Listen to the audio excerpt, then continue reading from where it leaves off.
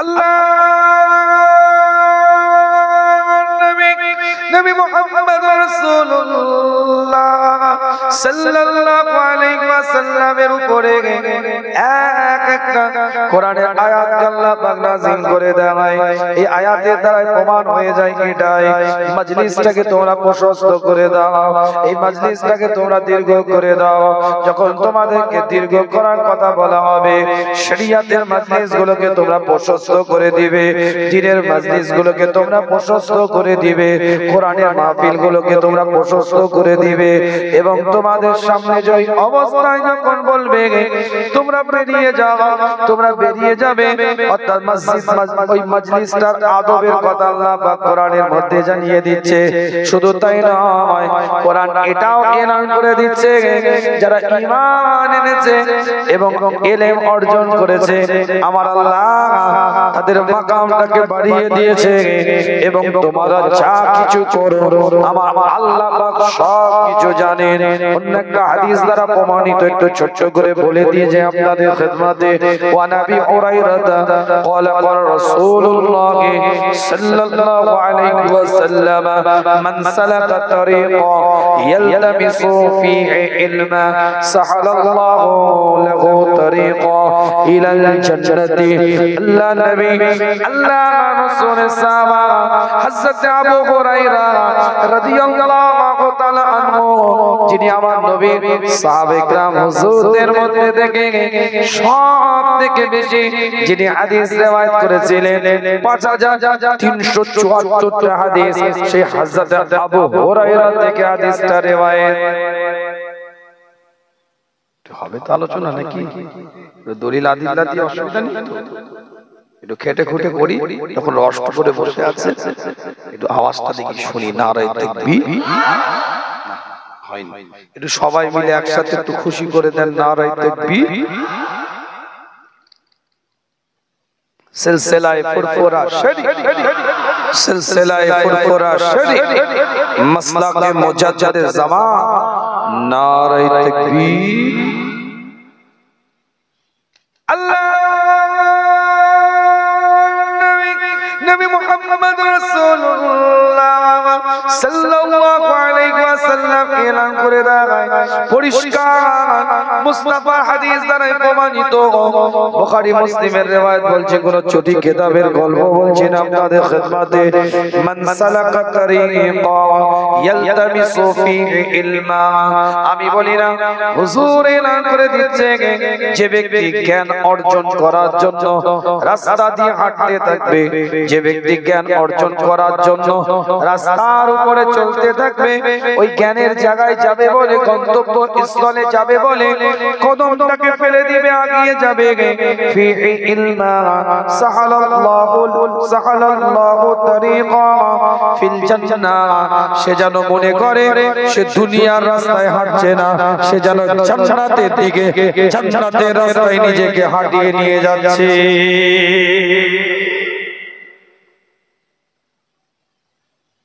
বুঝতে পারছেন? আজ আপনি বাড়ি থেকে বেরিয়েছেন এই মজলিসে আসবেন বলে, কিন্তু ইলমের জায়গা, জ্ঞানের জায়গা। আপনি আমি ব্যবসার জায়গা বানিয়ে নিচ্ছি, ওটা পরের কথা। শরীয়তের দৃষ্টিভঙ্গিতে এটা শিক্ষার জায়গা। প্রত্যেকটা দিন যে রাস্তাটা দিয়ে আপনি সাইকেলে যান, যে রাস্তাটা দিয়ে আপনি বাইকে যান, স্কুটিতে যান, পায়ে হেঁটে যান, আজ কিন্তু ওই ঢালাই রাস্তাটা দিয়ে আপনি এসেছেন। প্রত্যেকটা দিন কিন্তু এই জায়গা দিয়ে যখন আপনি হেঁটে হেঁটে যান, আপনি কিন্তু একা একা যান। খোদার কসম বলছি, আজকে আপনি একা নন, আজকে আপনি একা নন। যে জায়গায় 364 দিন আপনি হেঁটে হেঁটে যান, ওই ঢালাই রাস্তাতে আজ কিন্তু আপনি একা আসেন না। আজ যখন এই জায়গায় ওই ঢালাই রাস্তা দিয়ে হেঁটে হেঁটে, পাকা রাস্তা দিয়ে হেঁটে হেঁটে, বাড়ির উঠোন দিয়ে আপনি হেঁটে হেঁটে এই কোরআনের মজলিসে এসেছেন, খোদার কসম বলছি 70,000 ফেরেশতার প্রটোকল নিয়ে আপনি এখানে এসেছেন।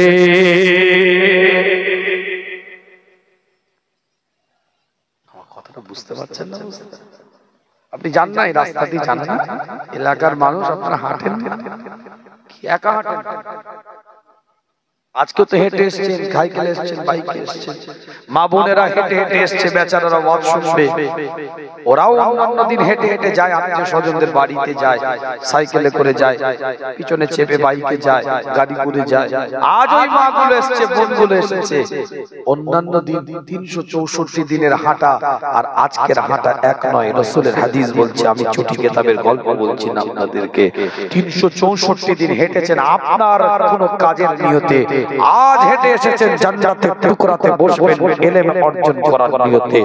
আজ আপনার হাঁটাটা একা নয়, আল্লাহর 70,000 ফেরেশতার সাথে হাঁটা হয়ে গেছে। জোরে বলবেন না আল্লাহ। নবী মুহাম্মদ রাসূলুল্লাহ সাল্লাল্লাহু আলাইহি ওয়াসাল্লাম এলান করে দেয়, আল্লাহ পাকের কোন বান্দা, আল্লাহ পাকের কোন বান্দি জ্ঞান অর্জন করার জন্য, শরীয়তকে চেনার জন্য, ইসলামকে বোঝার জন্য, ইসলামের নীতিকে অনুযায়ী নিজেকে পরিচালিত করার জন্য যখন কোরআনের মাহফিলের দিকে এগিয়ে যায়, শরীয়তের মজলিসটার দিকে যখন এগিয়ে যায়, কিতাবটা খুলে দেখেন পরিষ্কার করে লেখা আছে, আল্লাহ নবী, আল্লাহ রাসূল এলান করে দেয়, আল্লাহ পাকের ফেরেশতাদের দিকে লক্ষ্য করে, আমার আল্লাহ, আমার মাওলা, আমার পরওয়ারদিগার জানিয়ে দেয়, তাদের এক একটা কদমে কদমে 10টা করে নেকি লিখতে আরম্ভ করে দেয়। বান্দা যখন মাজলিসে বসে যায়, বসে গেছে, তার তো হাঁটছেন না, হেঁটে এসেছেন, তখন আল্লাহ রাসূল বললেন যে হেঁটে হেঁটে যখন যাবে, সে যেন রাস্তা দিয়ে ইলমের সন্ধানে হাঁটছে, সে যেন জান্নাতের রাস্তার দিকে যাচ্ছে। আর এই হাদিসের দ্বারাই বলছে 10টা কদমে কদমে নেকি লেখা হচ্ছে। এখন তার হাঁটছেন না, দুটো হাদিস থেকে কিন্তু বেরিয়ে চলে এসেছে। হাঁটলে সওয়াব পেয়েছিলেন, হাঁটা বন্ধ, বসে গেছেন, তাহলে কি হবে? এখন কিন্তু একটা জায়গায় স্থির হয়ে বসে দ্বীনের ইলমের কথা শুনছেন, শরীয়তের মাপকাঠি অনুযায়ী পরিচালিত হব কি করে, জীবনটাকে করব কি করে, সেটা চাচর পাখির না, কিন্তু পুরুষ মহিলা শুনছে। আল্লাহ পাকের ফেরেশতারা রবের দিকে লক্ষ্য করে, মাওলার দিকে লক্ষ্য করে এলান করে দেয়, খোদা আপনি বলেছিলেন যে এক একটা নেকি কদমে কদমে নেকি লেখার জন্য, এক একটা পায়ে পায়ে নেকি লেখার জন্য, কিন্তু আল্লাহ এই বান্দাগুলো তো আর হাঁটে না, এই বান্দাগুলো আর তো চলে না, এক জায়গায় স্থির হয়ে বসে আছে। আমরা কি করব? আমাদের কাজ কি? আমাদের ডিউটি কি? আমাদের কর্মটা কি? কিতাবের রিওয়ায়াতের মধ্যে পাওয়া যায়, আল্লাহ পাক জানিয়ে দেন, আমার বান্দারা, বুখারীর হাদিস বলছি, পরিষ্কার করে লেখা আছে, মুস্তাফা এলান করে দিচ্ছে, আল্লাহ পাক ওই সময় ফেরেশতাদের দিকে তাকিয়ে বলবে, তোমরা চতুর্দিকে ওই মাজলিসটাকে ঘিরে ধরো। শুধু চতুর্দিকে ঘিরে ধরবে এটা নয়, তারা যখন নিঃশ্বাস নিচ্ছে, ওই নিঃশ্বাসের সাথে সাথে 10টা করে নেকি লিখতে আরম্ভ করে দাও। তাও বলতে মনে গেল না সুবহানাল্লাহ? সবাই মিলে একটু জোরে বলা গেল না সুবহানাল্লাহ? আল্লাহ কবুল করুন। আল্লাহ নিয়ামত দিয়েছে, আপনি আমি আল্লাহ নিয়ামত দিয়ে এখানে বসিয়ে রেখেছে। কত বড় দয়া যে আল্লাহ আপনাকে আমাকে কবুল করুন। আল্লাহ নবী মুহাম্মদ রাসূলুল্লাহ সাল্লাল্লাহু আলাইহি ওয়াসাল্লামের উপরে এক একটা কোরআনের আয়াত আল্লাহ পাক নাযিল করে দেয়। আমি বলি না, কোরআন বলছে, সূরার নাম সূরাতুল আল ইমরান, 3য় নম্বর সূরা, 133 নম্বর আয়াতের মধ্যে আল্লাহ পাক এলান করে দেয়, ওয়াসারিউ ইলা মাগফিরাতিম মির রাব্বিকুম জান্নাতিন আরদুহাস সামাওয়াতু ওয়াল আরদ উইদ্দাত লিল মুত্তাকিন। আমি বলি না, কোরআন জানিয়ে দেয়, তোমরা নিজে নিজেদেরকে ওই রাস্তায় পরিচালিত করো, তোমরা নিজেদেরকে ওই রাস্তায় ধাবিত করো, সেই রাস্তায় নিজেদেরকে পরিচালনা করো, ওই রাস্তায় নিজেদেরকে ছোটাও, ওই রাস্তায় নিজেদেরকে দৌড়াও, যেই রাস্তার মধ্যে আমি আল্লাহ আমার পক্ষ থেকে ক্ষমা আছে।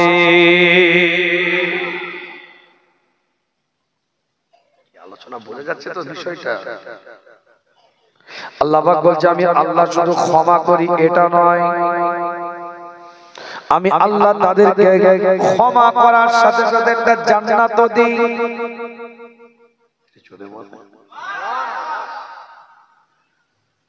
কত বড় দয়া, কত বড় রহমত, কত বড় নিয়ামত চিন্তা করে দেখেন না। আল্লাহ এই আয়াতের দ্বারা নামাজীদের দিকে লক্ষ্য করে বলছেন না, রোজাদারদের দিকে লক্ষ্য করে বলছেন না, যাকাত দেনেওয়ালা মানুষদের দিকে লক্ষ্য করে আল্লাহ বলছেন না, হাজ করনেওয়ালা মানুষদের দিকে লক্ষ্য করে আল্লাহ বলছেন না।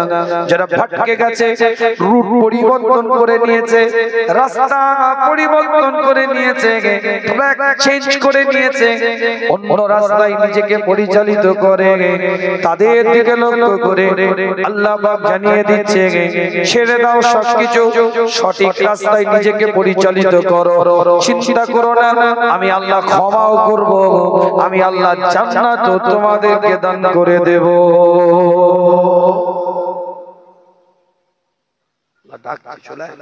কেন কুল ইয়া ইবাদিয়াল্লাযী আশরাফু লা তাকনাতু মির রাহমাতিল্লাহ। চলা আল্লাহ পাকের একজন বান্দা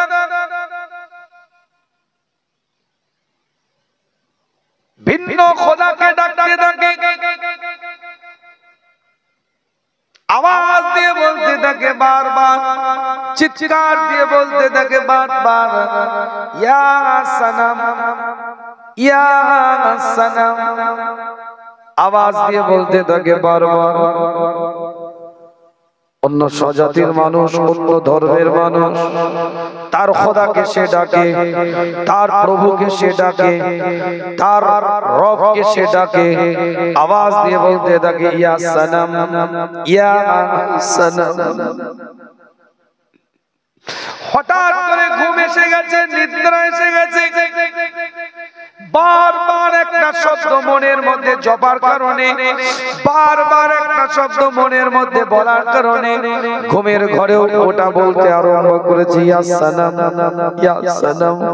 এই কথা বলতে বলতে হঠাৎ করে জবান দিয়ে বেরিয়ে গিয়েছে ইয়া সামাদ ইয়া সামাদ। সঙ্গে সঙ্গে আল্লাহ বলছে ফেরেশতা যা, তোর এবার যাওয়ার সময় হয়ে গিয়েছে, ওই বান্দা আমাকে ডেকে ফেলেছে।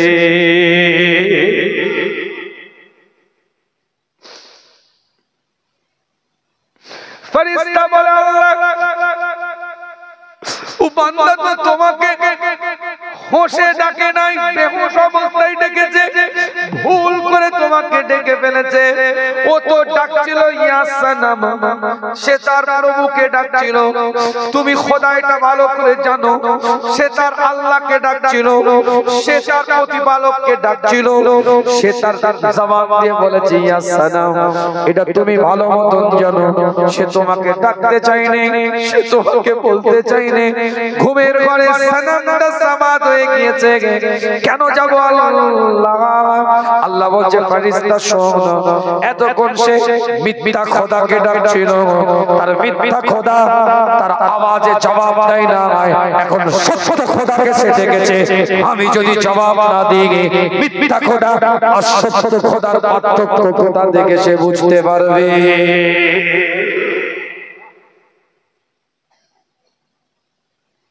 কি বলছে বুঝতে পারছেন না? ও তো মিথ্যা খোদাকে ডাকছিল,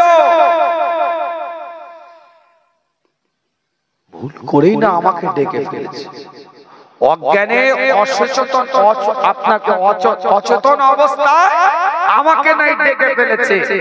এক আওয়াজ উচ্চারণ করতে গিয়ে আর এক শব্দ বেরিয়ে গিয়েছে, মেনে নিলাম আমি আল্লাহ, কিন্তু আমাকে তো ডেকেছে, মিথ্যা খোদার ডাকে সাড়া দেয়নি। আমি আল্লাহ আমাকে ডাকার পরে সত্য খোদা যদি সাড়া না দেয়, ও বুঝবে কি করে মিথ্যা কোনটা সত্য কোনটা?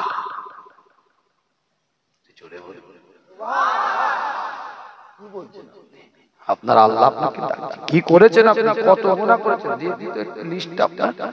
হ্যাঁ, কি হয়েছে? মন খারাপ করার কিছু নেই, ভেঙে পড়ার কিছু নেই, মন এরকম কমপ্লিট জায়গায় রাখে, আমার আল্লাহ মাফ করবে, আল্লাহ তুমি মাফ করে দাও। আল্লাহ পাক কোরআনের মধ্যে জানিয়ে দেয়, কিতাবটা করে দেখেন, বানোয়াটে আলোচনা আপনাদের খিদমতে নয়, এক একটা দলিল দিয়ে কথা বলছি আপনাদের খিদমতে।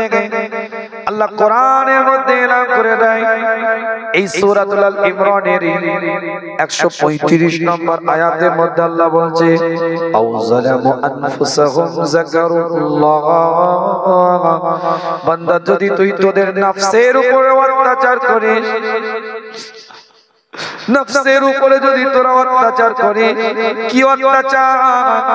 গুনার মাধ্যম দিয়ে, খাতার মাধ্যম দিয়ে, বাজে কাজের মাধ্যম দিয়ে নফসের উপরে যদি তোরা অত্যাচার করিস, আও যালামু আনফুসাহুম যাকারুল্লাহ, ওই অবস্থায় যদি আমি আল্লাহ, আমাকে যদি একবার যদি আওয়াজ দিয়ে ডাকিস, আমি আল্লাহ, আমাকে যদি একবার বান্দা বান্দি যদি তোরা স্মরণ করিস, যাকারুল্লাহ, আমাকে যদি ডাকিস, আল্লাহ নিজেই বলছে কেন ডাকবি, কিসের জন্য ডাকবি, কেন আমাকে ডাকার দরকার আছে? আল্লাহ নিজেই বলছে ফাস্তাগফিরু লিযুনুবিহিম, নিজের গুনাহ থেকে বাঁচার জন্য বান্দা যখন আমাকে তোরা ডাকবি, আমাকে যখন স্মরণ করবি, ওমাই ইয়াগফিরুয যুনুবা ইল্লাল্লাহ, কি আছে আমি আল্লাহ ছাড়া তোদেরকে ক্ষমা করবে, আমি আল্লাহ তোদেরকে ক্ষমা করে দেব, মাফ করে দেব।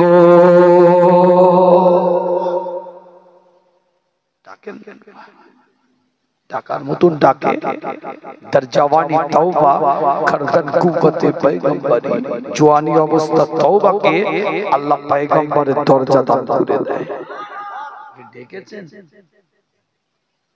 ডাকার মতো ডাকে, সেজদায় লুটিয়ে যান, আপনার সিজদা ৭০,০০০ গুণ আল্লাহ সওয়াব বানিয়ে দিবে।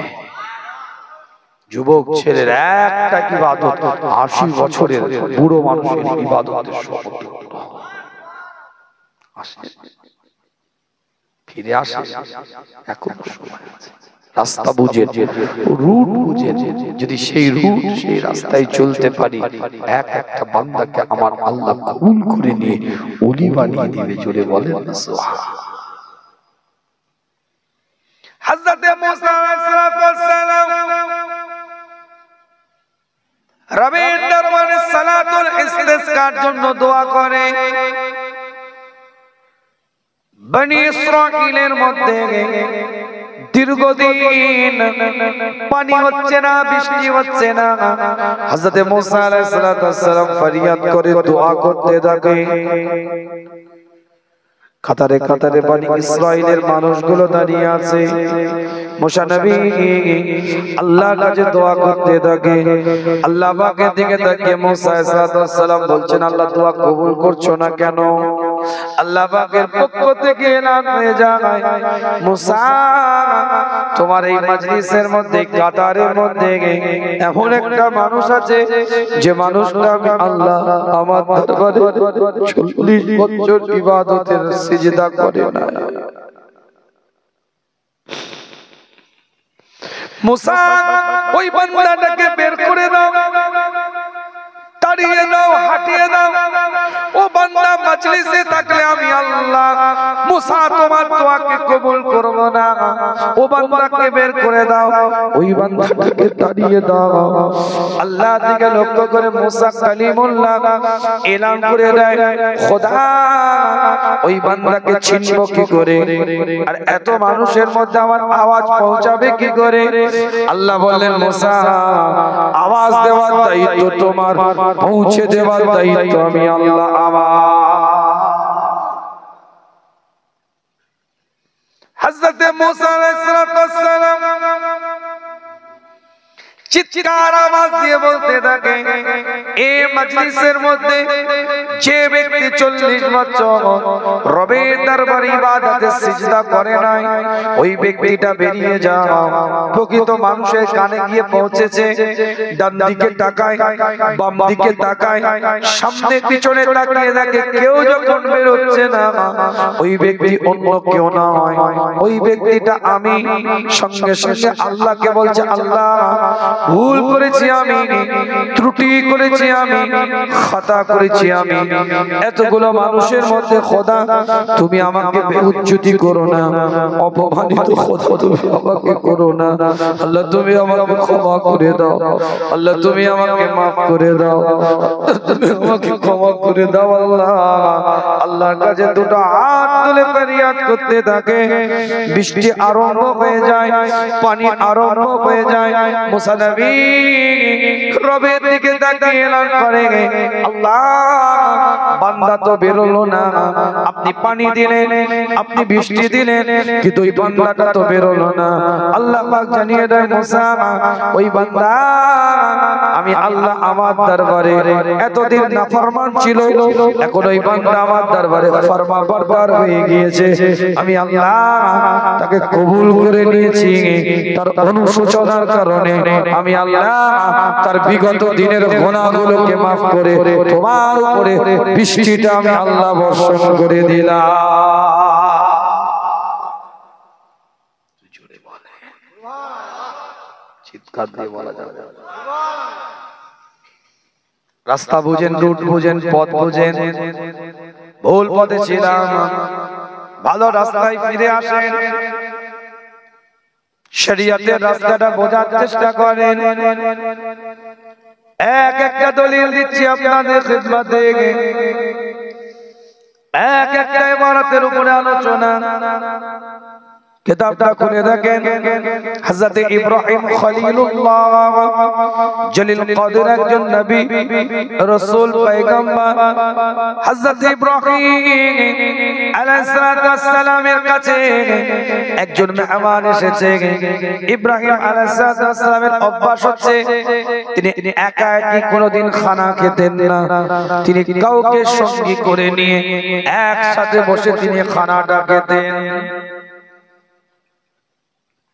ইব্রাহিম নবীর অভ্যাস একা একা খানা খাওয়া, সাথে করে নিয়ে বসে খুব সুন্দরভাবে পরিপাটি হয়ে একসাথে মজলিস করে খানা খাবে। যদি কাউকে না পায় ডেকে ডুকে নিয়ে এসেও খানা খাবে।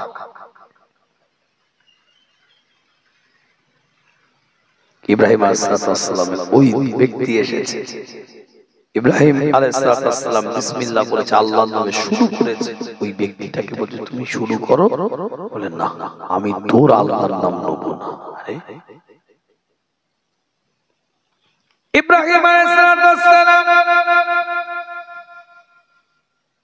ওই মেহমানের কাছ থেকে প্লেটের খাবারটা কেড়ে নিয়েছে, আওয়াজ দিয়ে বলতে থাকে, তুমি যদি আমার খোদার নাম না নাও, যদি আমার মাওলার নাম না নাও, আমার পরওয়ারদিগারের নাম যদি না জবান দিয়ে উচ্চারণ করো, আমি তোমাকে খানাটা খেতে দেব না। যাও, চলে যাও আমার কাছ থেকে। খানা কেড়ে নিয়ে বের করে দিয়েছে। রবের পক্ষ থেকে জিবরাইল আলাইহিস সালাম এসে হাজিরা দিয়ে দিয়েছে। ইব্রাহিম, তুমি তোমার ওই ব্যক্তিকে হাঁটিয়ে দিলে কেন? আল্লাহর দিকে লক্ষ্য করে ইব্রাহিম আলাইহিস সালাম বলে, আল্লাহ ওই বান্দা তোমার নাম নিতে চায় না, যে বান্দা তোমার নাম নিবে না সেই বান্দাকে আমি ইব্রাহিম খানাটা খেতে দেব না। কি বলতে বুঝতে পারছেন? আল্লাহ বলছে ইব্রাহিম ওই বান্দার বয়স কেমন হবে? কি মনে হচ্ছে তোমার? কত বছর বয়সের লোকটা হবে মনে হয়? ইব্রাহিম খলিলুল্লাহ রবির দিকে লক্ষ্য করে এলান করে দেখায় সম্ভবত 80 বছর বয়স হবে। আল্লাহ পাক ইব্রাহিম আলাইহিস সালামকে বলছে ওই বান্দাটা 80 বছর আমার নাম নাই নেই, কিন্তু আমি আল্লাহ একদিনের জন্য তাকে না খাইয়ে রাখি না হয়। আর ইব্রাহিম তুমি একদিন তোমার দরবারে আমি আল্লাহ আমার নাম নাই নে বলে বান্দাকে তুমি বের করে দিলে, এটা উচিত হয় না। যাও চলে যাও, পাহাড়ের চূড়ায় গিয়ে আওয়াজ দিয়ে বান্দাটাকে ডেকে নিয়ে এসে খানা খেতে দাও। কথাটা কিছু বুঝতে পারছে? দুনিয়ার কোন মানুষকে যদি বলে যে আপনার নাম লাইনে বলে আমি খেতে দিইনি, সে তো আপনাকে চুমু খাবে, সে আপনাকে চুমু খাবে। কি মহব্বতের লোক, এত ভালোবাসে। কথা কিছু বুঝতে পারছেন? আল্লাহ বলছে ডেকে লিয়ে 80 বছর বিনা নামে আমি খাওয়ালাম, তোকে একদিন খাওয়াতে পারবেন?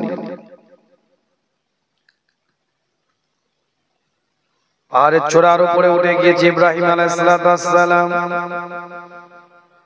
জনৈক ব্যক্তির দিকে লক্ষ্য করে আওয়াজ দিয়ে ডাকতে থাকে। ওই বান্দার কানের মধ্যে আওয়াজটা পৌঁছে যায়।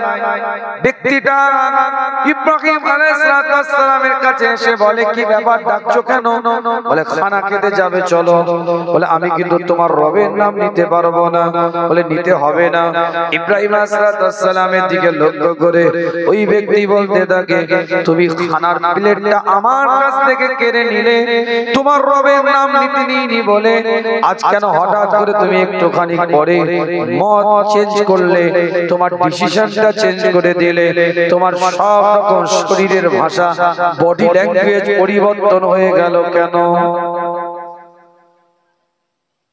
এই তো আওয়াজ দিয়ে বের করে দিলাম, এখন পরিবর্তন হয়ে এত ভালোভাবে এসে কি ব্যাপার, কি হয়েছে একটু বলো তো। ইব্রাহিম আলাইহিস সালাম ও আল্লাহ পাকের বান্দার দিকে লক্ষ্য করে বলে আমার আল্লাহ, আমার মাওলা, আমার পরওয়ারদিগার জানিয়ে দিয়েছে 80টা বছর ওই বান্দা আমাকে ডাকে নাই, কিন্তু আমি আল্লাহ তাকে না খাইয়ে রাখি না হয়। ইব্রাহিম তুমি একদিন তাকে খেতে দিতে পারবে না, পারলে না, যাও তাকে ডেকে নিয়ে আসো, আমার রবের হুকুম, তাই আপনাকে আমি ডাকতে এসেছি। ওই মানুষটা বলতে থাকে তোমার রব যদি এত দয়া হয়, তোমার রবের মনে যদি এত মায়া হয়, আমি কি করে তোমার রবের নাম না নিয়ে খেতে পারি? আসো সেই রবের গোলাম আমাকে বানিয়ে দাও, খাদ্য দাও, তোমার রবের নাম নিয়ে খানা খেতে আরম্ভ করে দি।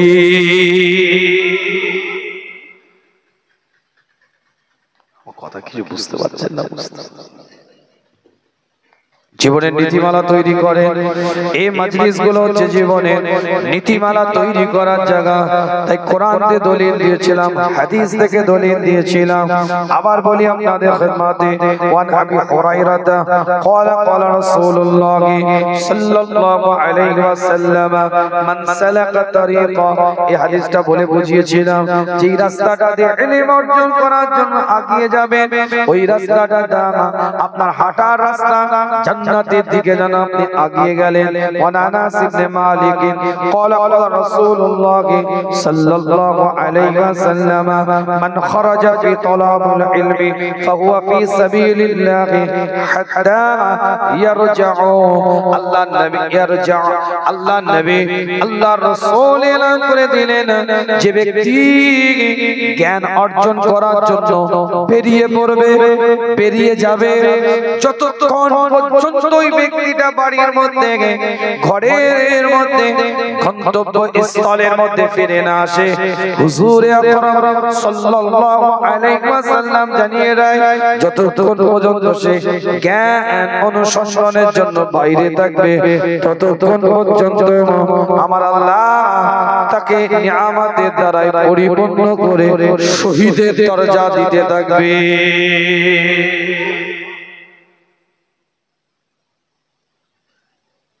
শরিয়াতের হুকুম শুনে নেন।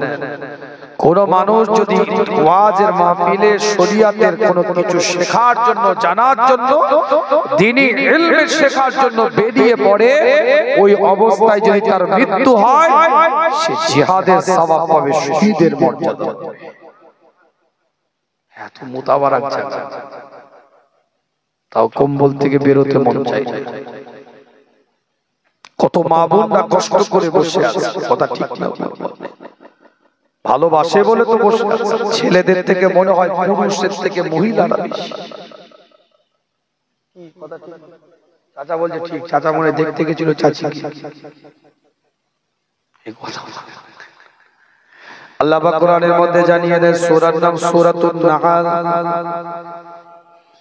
16 নম্বর সূরার 97 নম্বর আয়াতের মধ্যে আল্লাহ এলান করছে, মান আমিলা সালিহাম মিন যাকারিন আও উনসা ওয়া হুয়া মুমিনুন ফালানুহইয়ান্নাহু হায়াতান তাইয়্যিবা ওয়া লানাজজিয়ান্নাহুম বিআহসানি মা কানু ইয়ামালুন। আল্লাহ পাক কোরআনের মধ্যে এলান করে দেয়, মান আমিলা সালিহাম মিন যাকারিন আও উনসা, মুমিন পুরুষ মহিলাদের মধ্যে থেকে যারা উত্তম কাজ করবে, সালেহ কাজ করবে, নেক কাজ করবে, আমার আল্লাহ তাদেরকে প্রতিশ্রুতি দিচ্ছেন, আমার আল্লাহ তাদেরকে দুটো পুরস্কার দিবে। পুরুষদের মধ্যে থেকে কিংবা মহিলাদের মধ্যে থেকে ঈমানদার যারা হবে, নেক কাজ সালেহ কাজ করার কারণে আমার আল্লাহ তাদেরকে দুটো পুরস্কার দিবে। এক নাম্বার পুরস্কার হচ্ছে আমার আল্লাহ তাদেরকে হায়াতান তাইয়্যিবা দিবে, একটা আনন্দময় জীবন আল্লাহ উপহার দিয়ে দিবে।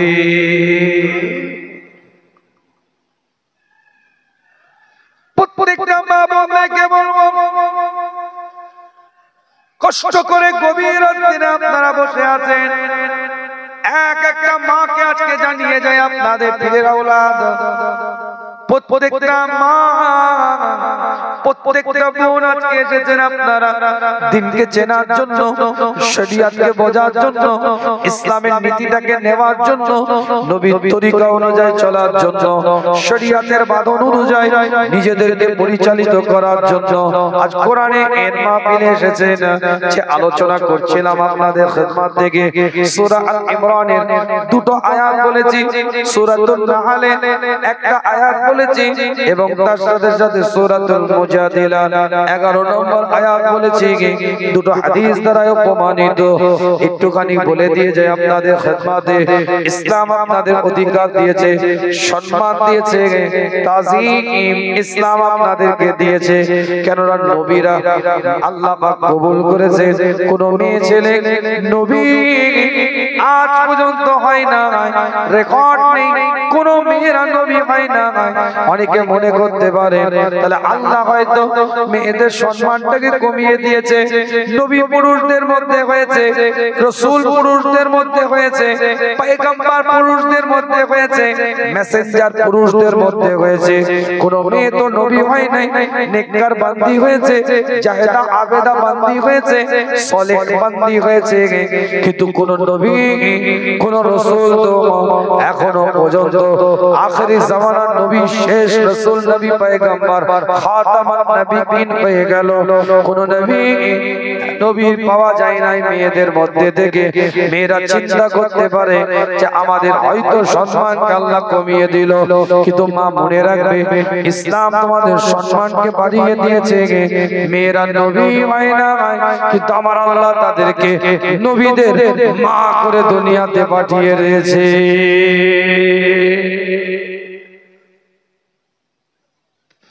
কথা ঠিক বলছি না? তুই জোরে বলবি না? সকলে মিলে একটু জোরে বলা যাবে না সুবহানাল্লাহ? বাবা কি যে হবে আর কত যে পানি গড়াবে। যে মেয়ে লোক 5 ওয়াক্ত নামাজ পড়ে, রমাদান মাসে রোজা রাখে, স্বামীর খেদমত করে, নিজের আবরুটাকে হেফাজত করে, ওই মেয়েটার জন্য আমার আল্লাহ জাহান্নামের আগুনটাকে হারাম করে দেয়, জান্নাতের 8টা দরজাকে আল্লাহ খুলে দেয়।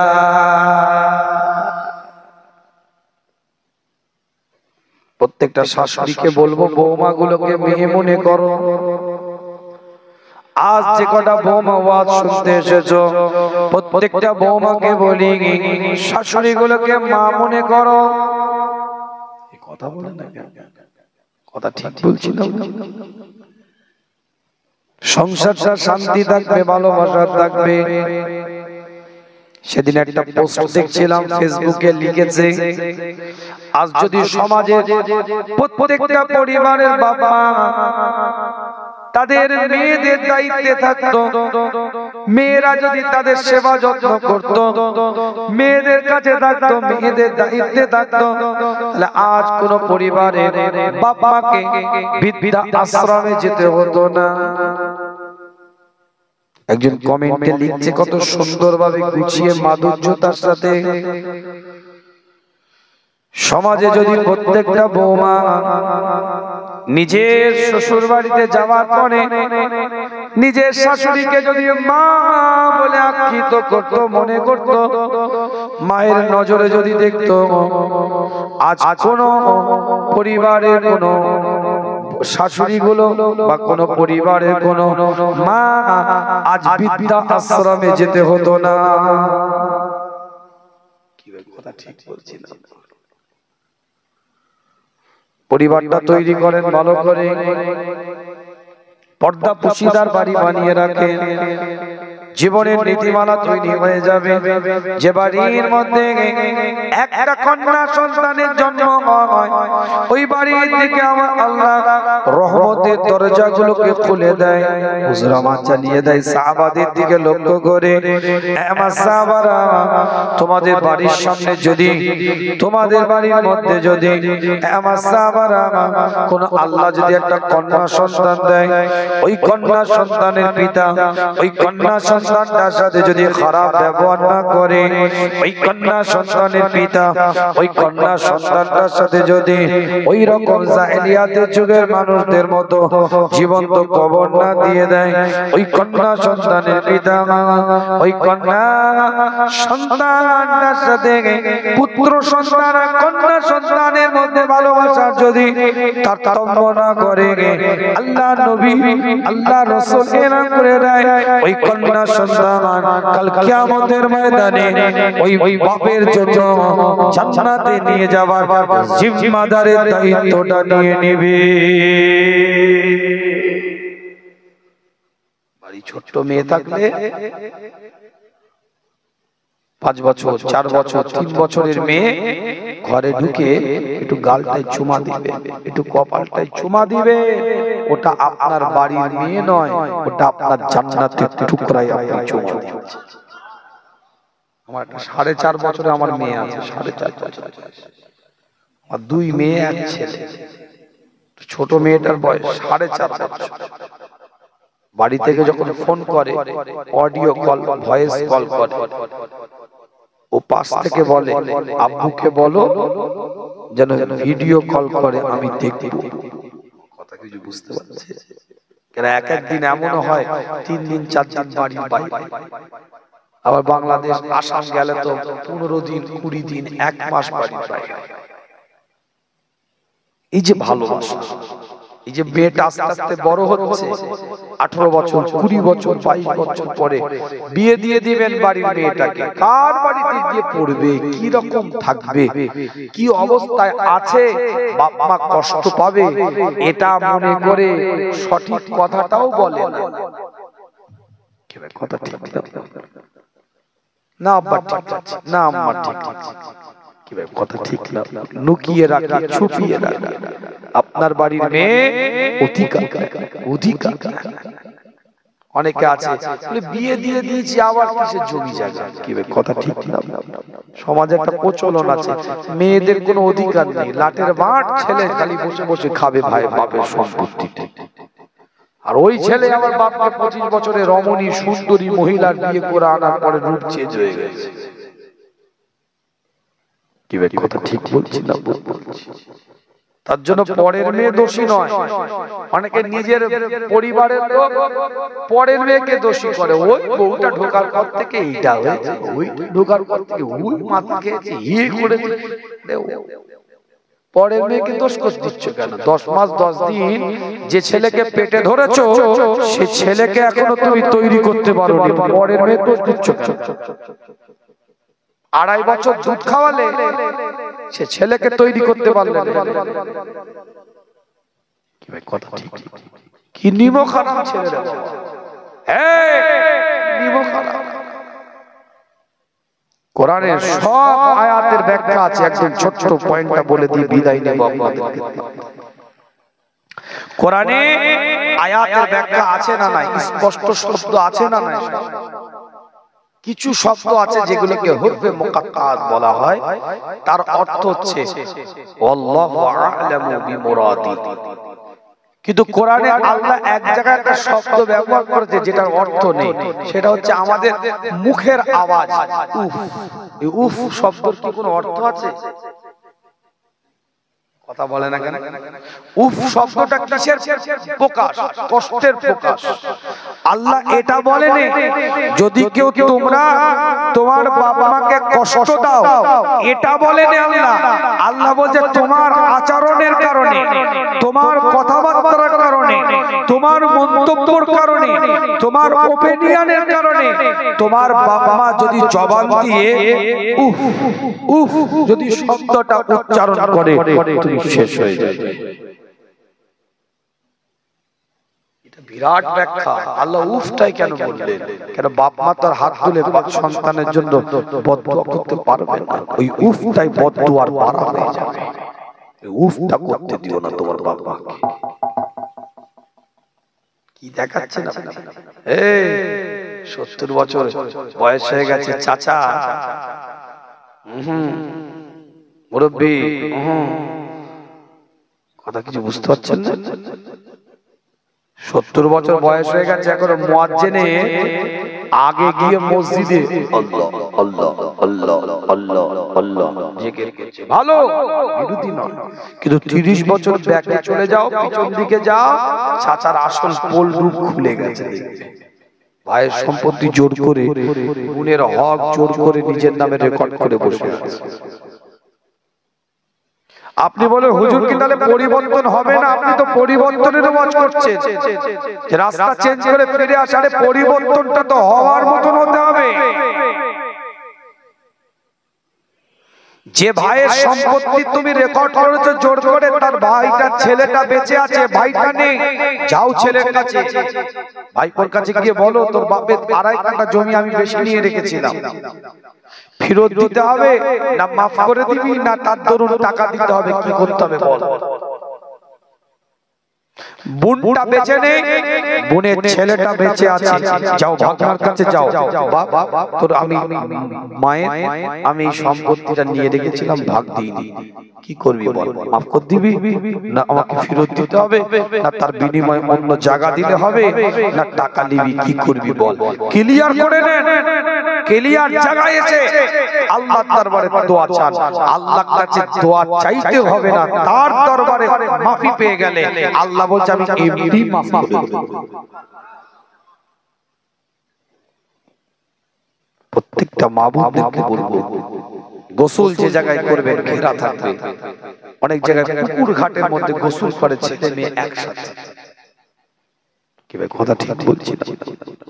খবরদার, ইসলাম মেয়েদের অধিকার দিয়েছে, সম্মান দিয়েছে, ইজ্জত দিয়েছে। মুসা আলাইহিস সালাম আল্লাহর দিকে লক্ষ্য করে বলে আল্লাহ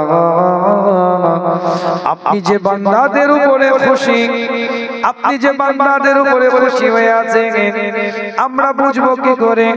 আল্লাহ পাক জানিয়ে দেয় মুসা আমি আল্লাহ যখন বৃষ্টি দেব মনে রাখবে আমি আল্লাহ বান্দাদের প্রতি খুশি আছি। মুসা নবী আবার প্রশ্ন করে, আল্লাহ আপনি আরো খুশি বুঝবো কি করে? আল্লাহ পাক জানিয়ে দেয়, মুসা যখন তুমি লক্ষ্য করবে কোন পরিবারকে আমি আল্লাহ মেহমানগুলোকে পাঠাচ্ছি, মেহমানগুলো ওই পরিবারের জন্য আসছে, তখন মনে রাখবে মুসা আমি আল্লাহ ওই পরিবারের প্রতি খুশি, তাই আমি আল্লাহ ওই পরিবারকে বেশি করে মেহমানগুলোকে পাঠিয়ে দিয়েছি।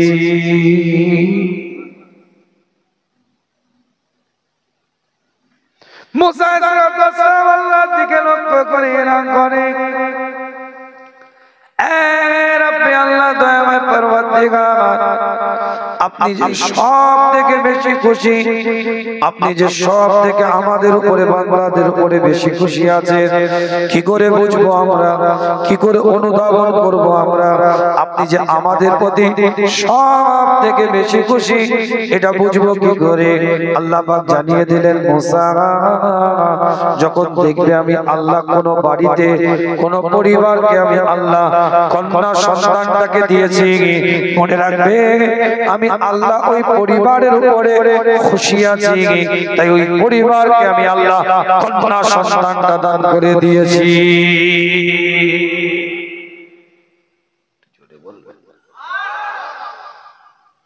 আপনার মা ইজ্জত আছে, আপনার স্ত্রী ভালোবাসা আছে, আপনার কন্যা স্নেহ আছে, আপনার বোন তার প্রতি দুর্বলতা থাকবে, এটাই মুমিনের পরিচয়। যা কষ্ট দেব না আপনাদেরকে, কষ্ট হয়ে যাচ্ছে, আসেন রাসূলের সামনে দাঁড়িয়ে একটু সালাতুস সালাম আগিয়ে আগিয়ে আসেন, পরিবেশটা তৈরি করেন, সুন্দর লাগবে, আল্লাহ পাক কবুল করেন। ইয়া নবী সালাম